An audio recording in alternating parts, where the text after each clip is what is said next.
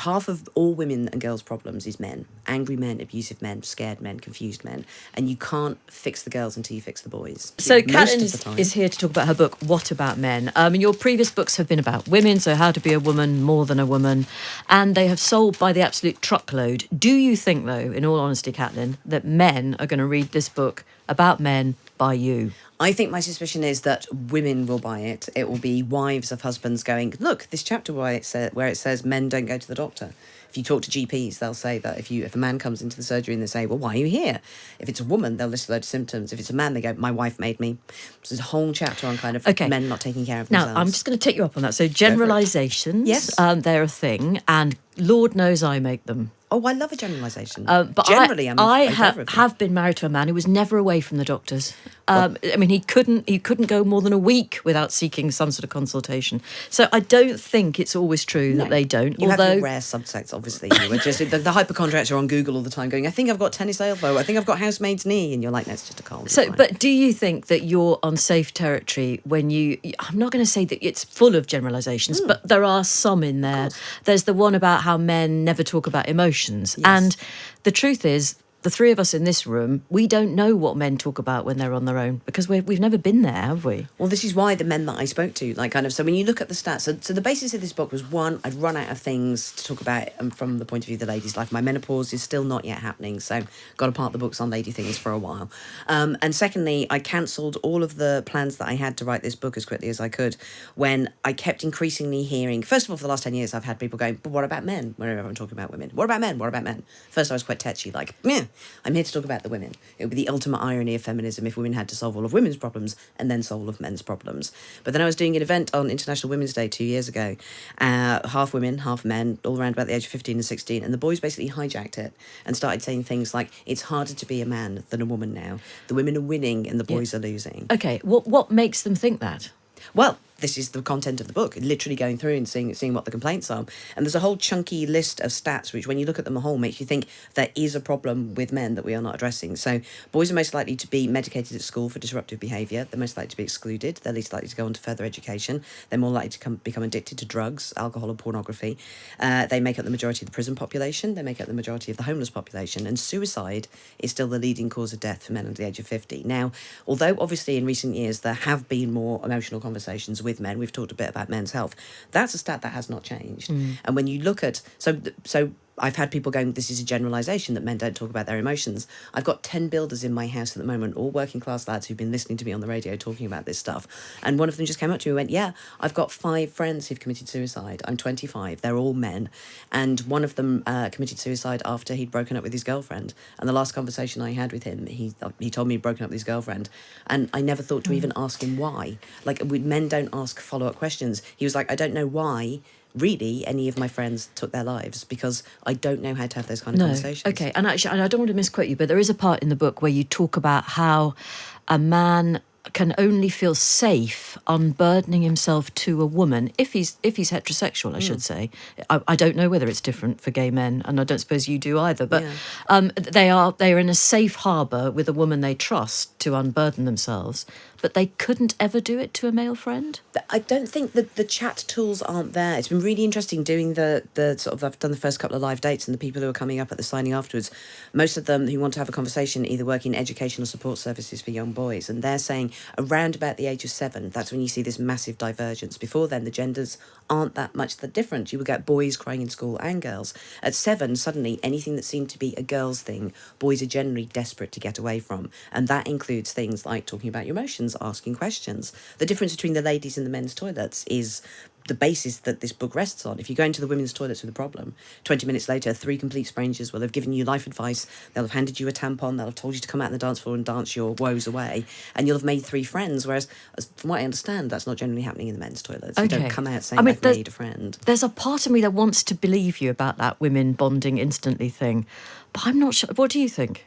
Which bit? The bit about you can be on a train with strange women who are strangers to you, not strange women, although both has happened to me, in fairness. My preference is for a strange woman who's a stranger to me. And then you can suddenly find yourselves in these in-depth conversations. Yeah. So I do believe that to be true. I think there's something I think we can access our vulnerabilities in a way that we then use to our advantage sometimes, actually. And I think that some men struggle to do that. But I'm so curious as to what you think has held the younger generation of men and boys back when they can see the patriarchy changing in front of them. They can see feminism changing in front of them. They haven't got the same societal pressures that the men you and I know of our own age group have had. So if they can't grasp a different way of being now, then do we just accept that men are permanently, physiologically different? But then where is the template to change? This is the thing, like in the last 10 to 15 years of feminism, we've seen such an incredible expansion in the kind of women that we see in public life, in cultural life. You know, women are now off in space. You've got people like Michelle Obama selling out stadium tours talking about anxiety. Yeah, but Michelle and depression. Obama was married to the President of the United States. She wasn't the President of the United States. But she's now actually far more successful than the former President of the United States. Like, she fills out arenas and, you know, very little of that chat is about Barack. Like, kind of, if you look at the lexicon of female heroes and role models we have now, that are all templating conversations, and how quickly feminism is to grasp on a new issue and start talking about it. Like 3 years ago, no one was talking about the menopause. Now it's everywhere. I tell you what, you can't move for it. Literally everywhere. I know, I'm jealous. I want mine to come. I'm so bored of the perimenopause. I'm in this kind of holding position. Oh, I don't know. I'd just make the most of it if I were you. I'm sure I'll enjoy it when it comes. Make the best is always my motto. But like, and when you look at what boys are saying, when boys, the rise of people like Andrew Tate, if you read Laura Bates's book, Men Who Hate Women, these web Facebook sites have 300 to 400,000 young men on them. And I think a lot of that is because we've been so concentrated, quite rightly and correctly, on the problems of women and young women and young girls over the last 20 years or so, that we don't realise that most of the conversations that a 15-year-old boy will have overheard, whenever the word man is mentioned, it's things like typical men, typical straight white men, the patriarchy, toxic masculinity. And so the only person who's saying anything positive about men and going, it's okay to be a boy, masculinity isn't in itself a bad thing, is someone like Andrew Tate. He brings with him a whole bunch of baggage, which is not going to solve those boys' problems. Yeah, so much baggage. So you note in the book the number of young men who believe that, in a sense, feminism's gone too far, hasn't it? It's just, as you've just said, it has left them behind. But what do you think then kind of solves that problem? Do you have to wait a whole other generation for some brave men to be what? Well, the offer I make in the book is just pointing out, like, kind of, if you think women are winning, like, if you think boys are losing, then still, statistically, we have less money than men. There is the pay gap. 1 in 4 of us will be sexually assaulted. Like, kind of, we know the structural, economic, political problems behind women. But the one thing we have got that might make you think we are winning has been feminism. This brilliant crowdsourced network of things where if you have any problem, you can go online and there'll be a blog or a book or a film or a movie star or a stand-up comedian dealing with that problem instantly. And there is not that resource for boys. There is like half of the upbringing that I've done of my 2 teenage daughters was actually done by the wider network of feminism. Whenever I got something wrong, they could find another resource. I don't know how I would have raised teenage boys because that conversation is not happening. Well, I don't have boys. Fee does have a son. You have daughters as well, don't you? So I confess I don't know what I'd have done if I'd have had sons. I'd have loved to have had a son. Yeah. But you do talk about the lack of conversations between fathers and sons. In those areas that women, I think most mothers would routinely discuss with their daughters. Yeah. So, but how can you as a woman get into that space and start those conversations happening? Well, that's what I've tried to do in the book, basically. Like, what I observed that, I think I managed to do in How to Be a Woman is invent a different tone in which you could talk about being a woman, one that was more playful, more warm, that was accessible. At the point where I wrote How to Be a Woman, there was obviously feminism existed and was amazing, but it had become very academic and dry and generally non-accessible to someone like my sister who works on a council estate and thought Barack Obama was called Barry Obama and asked how he was doing in 2012. So you want to make it should be a popular culture phenomenon. If you're making the offer of I can make your life better, you need to be able to get hold of it wherever you are. So in the book, that's what I'm trying to do. I'm trying to show templates for conversations and tones that would allow, for instance, I don't know how fruity we can get language-wise here, but like, for young girls, having pride in your vagina, for instance. If you go on Etsy, there's all this merchandise about being proud of your body, proud of who you are, the body positivity movement, big girls with their rolls and their stretch marks posting pictures and all their friends going, yes, queen, you're on fire, this is amazing. the idea of there being merchandise for boys to be proud of their bodies or proud of their genitals, a fat boy posting a picture of himself in his swim trunks, posting a picture, his friends would not be greeting that with, yes, you look amazing, body positivity. No, they wouldn't now, but throughout history, men's physique has been celebrated in art and in all sorts of other ways. And most of us didn't know we had a vulva until relatively recently. I know, until I heard it on Newsnight a couple of years I think ago. it was I Woman's like, Hour, really? actually. But also, I think they're on the back foot there, actually, and it's a really important point to make that if a young man does try and do that, A, they fear ridicule, largely from girls, actually not from as I put in the book, their fellow definitely, men, yeah. and also they fear appearing predatory.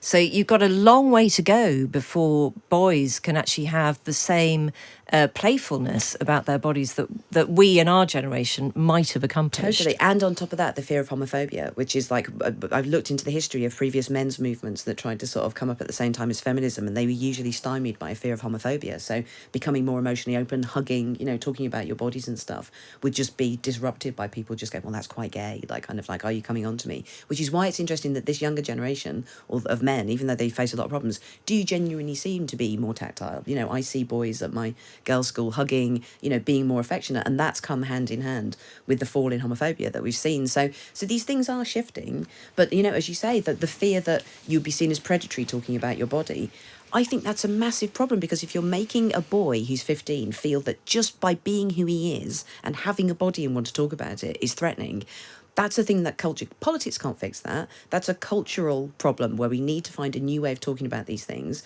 where boys don't need to feel the same kind of shame and guilt about their bodies as girls did 20 years ago. I mean, were you shocked by the impact you realised porn was having on young boys? Boys who probably never held a girl's hand. Yes. But have, let's face it, seen all kinds of images, since they were about 10. Yeah, no, well, that was, so one of the chapters which seems to be getting the biggest response is a boy called Sam, and who I've known since he was 3, and I talk about him in How to Be a Woman, which was published in 2011, where I was talking in that book about pornography, but its effect on women, and going, this is very much the male gaze. My understanding of female sexuality is it tends to be much more psychedelic, much weirder, much gentler, kind of, more of the mind, and I hope that by the time the girls and boys that I know, including Sam, are of an age to start looking at pornography, there will be something more wholesome and brilliant and tender out there for them. And the boy there Sam, isn't, is there? Well, the boy Sam now is 22, and as he says in this chapter, by the time you wrote and published that, I was reading that where you mentioned me, and I was laughing because I'd already seen hardcore porn. So he started watching when he was 10, didn't Yeah, he? I think 8, 9, 10. Yeah, I can't quite work out the timeline, but yeah, he was because. The sad thing about, your children, we all like to think that we'll give the talk about pornography to our kids and that we're well informed, and we think maybe sort of around about the time they go to secondary school. It's probably earlier than we'd like to, but that seems sensible. The problem is that your child seeing pornography for the first time is absolutely predicated on basically the naughtiest kid in your school or class, because it's the kid who's there with the phone going, look at this, this is weird, this is freaky, and that's when your child will start seeing pornography, and way before we think we're going to talk to them about it. And the terrible truth is that because they are doing exactly that, they are typing words into a search engine, Of course. which is so far removed from even normal pornography, because that's the game, isn't it? Of course. Have you seen this extraordinary, and we won't make any reference to it here. Yes. So what they're going into as their first view is just Horror insane films, levels. basically, yeah, and stuff that would never happen. And I think that in the same way that, like, if you first light up a cigarette at a party as a teenager, there will be one person who'll go, you'll get addicted to that, that's really bad. The first time someone looks at pornography, we don't say the same thing, but the effects are actually more catastrophic than that, because whatever you see in those young febrile years when you're wet clay, that becomes your sexual imagination. Those become your sexual preferences. So if you're seeing this incredibly out there, weird or damaging or just non-pleasurable or misogynistic pornography, that's with you for the rest of your life. And yet, armed with those images that you can't unsee, you're expected to go out in the world and create relationships with, it's impossible. Yeah, and the effect on both boys and girls, like the amount of young girls I know who are just going, I never want to have sex because they've seen this violent pornography, and they're like, well, why would I ever want that to happen to me? I don't want to grow up. If when you grow up and you have that sex, I don't want to have it. And boys, meanwhile, are supposed to turn up completely confident, throwing girls around with these big hench bodies. There's no space for tenderness or mistakes or laughter, or silliness or any of the things that actually make sex fun. I don't know how we've screwed screwed up sex, given that animals managed to do it, like on shed roofs in the rain, yet we, with our massive Without brains porn, and technology. seemingly. Yeah. We must go back to Andrew Tate briefly, because we can't ignore him, because he has a huge audience and he is getting through to those boys who feel that no one else speaks for them or speaks to them. No, absolutely. And you quote him as saying, he's right here when he says women are the gatekeepers of the sexual marketplace. That is true. And if you are a man who doesn't have a woman, can't get a woman, has been denied a woman, as they might perceive it, it's really tough. Well, yeah, but that's also market forces, and also the reason that women are gatekeepers to, I mean, they're not gatekeepers to the sexual world, like it's some kind of resource that's kind of, they're gatekeepers to their own bodies. And the reason that a woman would not want to have sex with a man is because she's scared or she doesn't want to. So the fact that that's not seen as a valid reason, and somehow Andrew Tate is suggesting that we need to reorder society so that women have to, like, kind of have a certain amount of sex that they need to give out or else men will become angry, is deeply dangerous. So have you changed your view then?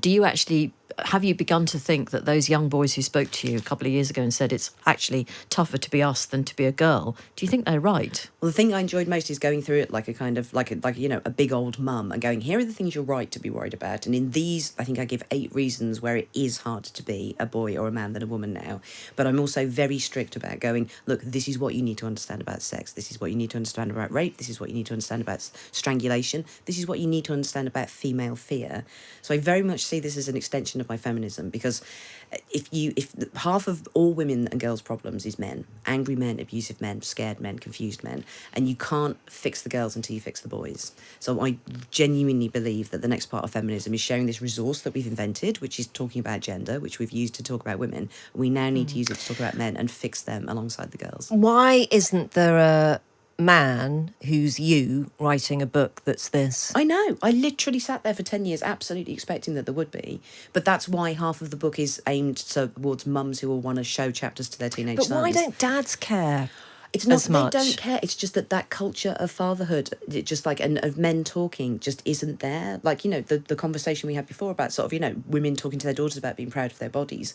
How would a dad start a conversation with a teenage boy about, his genitals and being proud of them in the way that mums do with their girls now? It would just seem, even saying it now, it sounds unthinkable and mad. But it was equally unthinkable and mad for mothers and daughters in, say, 1997. So it is a cultural thing. You just need to find a new way of talking about it that makes everybody feel comfortable. And also, like, they want to join that conversation. The where I get worried about progress is where it's seen as a fibrous duty that you need to chew through in order to improve your life to be a good person. Changing your life for the better, changing your idea of boys and girls, making them more comfortable in their bodies and giving them pride and joy should feel like the best offer in the world. Something you say in the book is something that I've often wondered about, actually, is you wonder why men don't fantasize about being able to give birth. Right. Because that is it's an incredible thing. Yeah. A female mega power. Yeah. But apparently it doesn't feature in male fantasies at all. I looked through all the research. I asked everyone I knew. I was on social media asking, and there was just this astonishingly weird silence. And in one of the previous books, I put that I think all the plots of superhero movies are actually male appropriation of the female story, because those are all stories about teenage boys who suddenly their bodies go haywire and they're shooting webs, or they can they've got this extra strength, or they're there to save the world but they never get the credit, like Batman. That's mums. Like, suddenly we're shooting these weird substances out of our body, milk, and we've got these superpowers and strengths, we give birth, but we never get any credit for saving the world. And that's being Before having kids, I never fantasized about giving birth or breastfeeding or any of those things. Did you? Am I just different? You're an outlier, Fiona. Really? No, I no, mean, actually, genuinely, no, did you? Do you know, my theory, for what it's worth, and this is going to sound absolutely crazy, is that I think sport was invented because men didn't give birth. Really? So in the recent fandango about cricket, for example, which has kept some, let's be honest, Yes. middle-aged, middle-class chaps talking for the Frothing. last 7 days. Yes. They have talked of nothing else. It's all over the Times. If they had, I don't know, if they had the mega power to give birth, would they be that bothered about a dodgy out? But that's the theory in the behind ashes. war as well, isn't Yeah, it? well, That there was- we are. That was Yeah. the one The great that I Fleabag thought. one. When I gave Yeah. birth and I was a mother, I was just like, this is a woman's war. You are risking your life. You think it's going to be over by Christmas. It's not. Hello, Agamemnon. Nice to see you.